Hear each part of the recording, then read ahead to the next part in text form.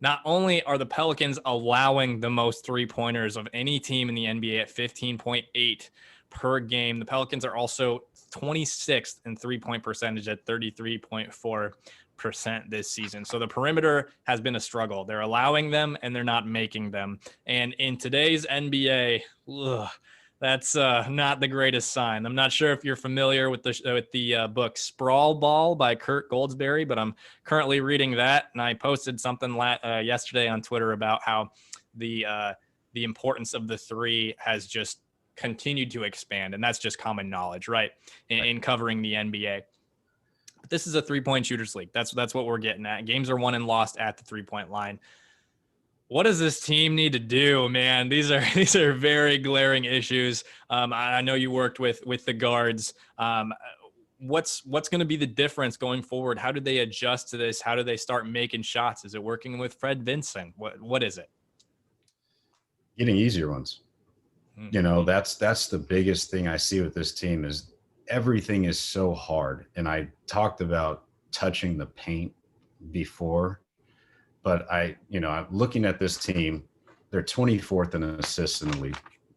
So they don't share the ball that much, or if they do, it's not to gain some sort of advantage.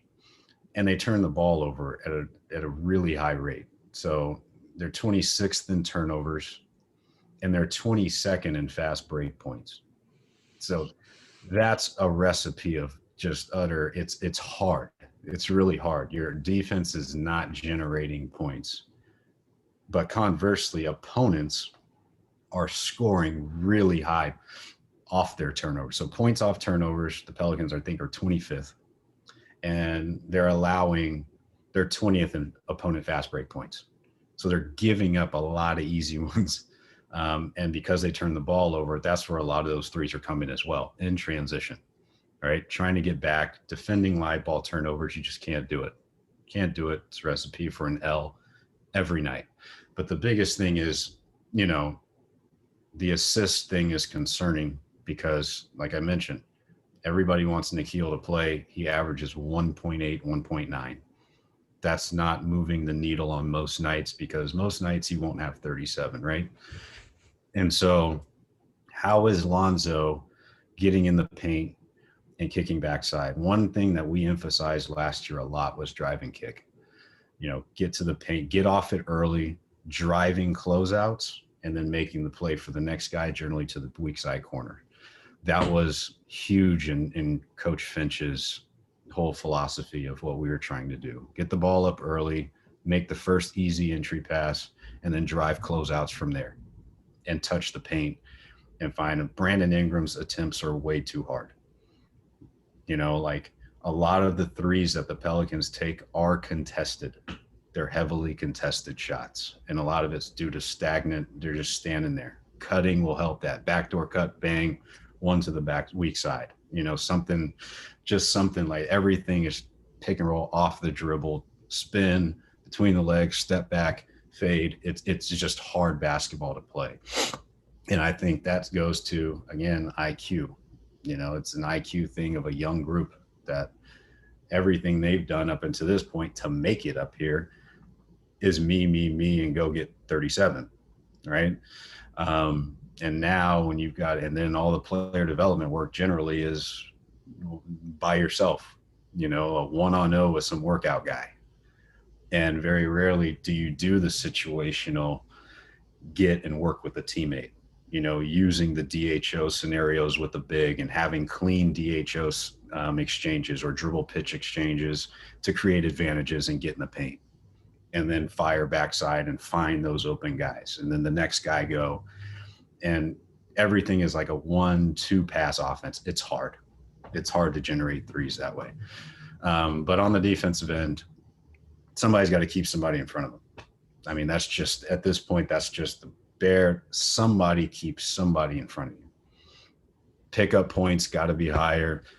Pick up 94 feet. Lonzo, get up and turn the guy 3 times before he initiates the offense. Bledsoe, get up. He's got to turn 3 times.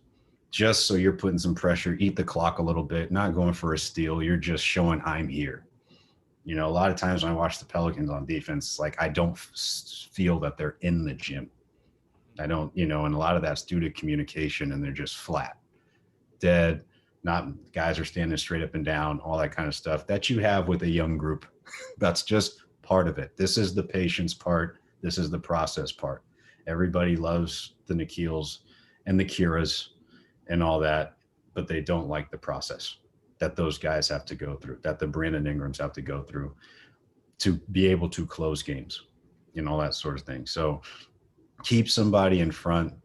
I think one thing I did see, like you said, they are helping a lot more. They are getting over in their rotations. The thing is, sometimes it's 2 and 3 guys, so it's overhelp. Now you're exposed on the weak side. It's a run and close out, run off the line game. Guys are too good at this level, especially now because everybody practices the 3.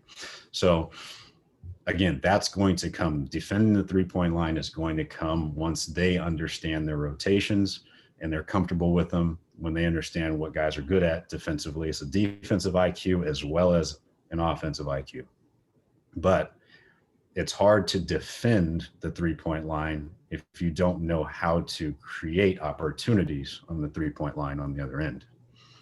So that's why Stan, is breaking down the defense first, because if we understand how teams are getting threes against us and we understand how to stop it, we can create them a lot better on the other end, because you'll know what to look for. You'll know the reads and the gaps guys are playing and how you can, maneuver around those situations.